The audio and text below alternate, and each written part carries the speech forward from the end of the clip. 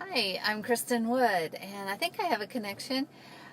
Back in the car today because I guess it is a really big job to flip the switch for internet at home. Um, but I am here today to talk about the one right diet for you. I have a hair that's in my face.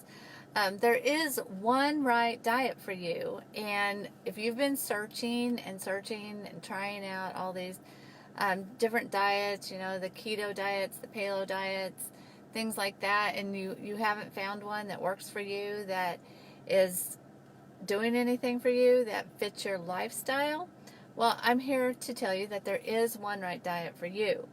The trick is the one right diet for you might not be the same as the one right diet for me. We are all individuals, and you are going to have to kind of search this out.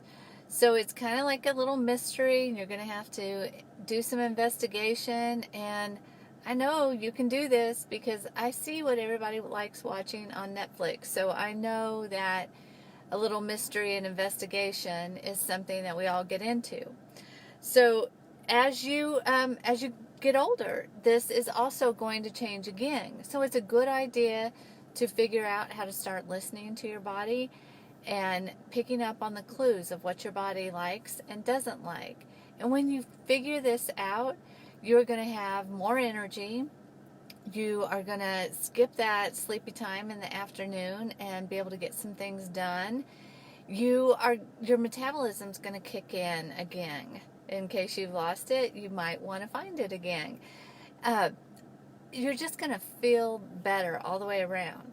Now, as you get older, like when you're in your 20s, you know what your metabolism is like. And when you progress and get closer to 30, you start noticing things are not working the same. And then as 40, you see more changes happening. And that's, comes from our body trying to tell us what it wants, but we just don't listen to it. So when you figure out what your body wants and you get that metabolism going again, uh, you're going to feel so much better. For me, I want my metabolism higher, and I am working on it through diet, through exercise, through sleep.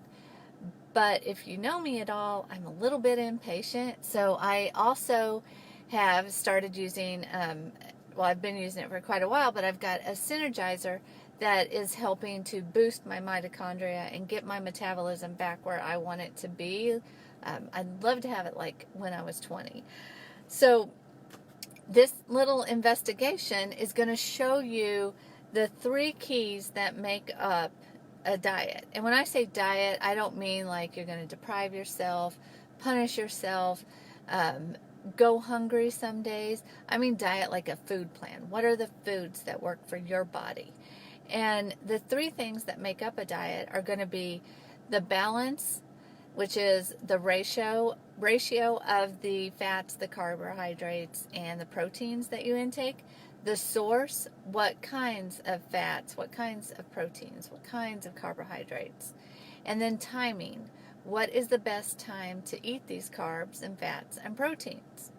So it's not that hard once you really start listening. So if you are interested in doing this and taking on this challenge, then comment or reach out to me some way and let me know that you want to give this a try. I have a little worksheet that is going to make this a lot easier for you to track. And it's a 4-day protein experiment. And on it, on the sheet, you're going to just keep track of what foods you're eating. And it's like a food journal, but the quantity is not important. It's just what types of foods are you eating. Did you have like an egg and bacon and toast and yogurt? What'd you have for breakfast? Just the type of food. And you're going to keep track on I think day 1 you have protein only at lunch, and you skip protein at breakfast and dinner. And this is going to help you see what your body does without protein. The second day, you're going to have protein breakfast and supper and skip lunch. Having protein at lunch, you'll skip that. And the important thing is you're going to track how you feel. How do you feel right after you have had the meal? And then 2 hours after you eat, how do you feel? So if you eat and you feel bloated and maybe you feel still hungry after you've ate a meal, those are things you're going to want to write down. If 2 hours after you've ate, do you still feel like you have energy, or are you ready to eat again? Do you maybe need a nap? Are you really feeling bloated at this point? Those are the things you want to comment on your sheet. And then after 4 days of keeping track of this, you're going to start to see some patterns. And you may decide that you want to track this even longer to really get good at what the patterns are.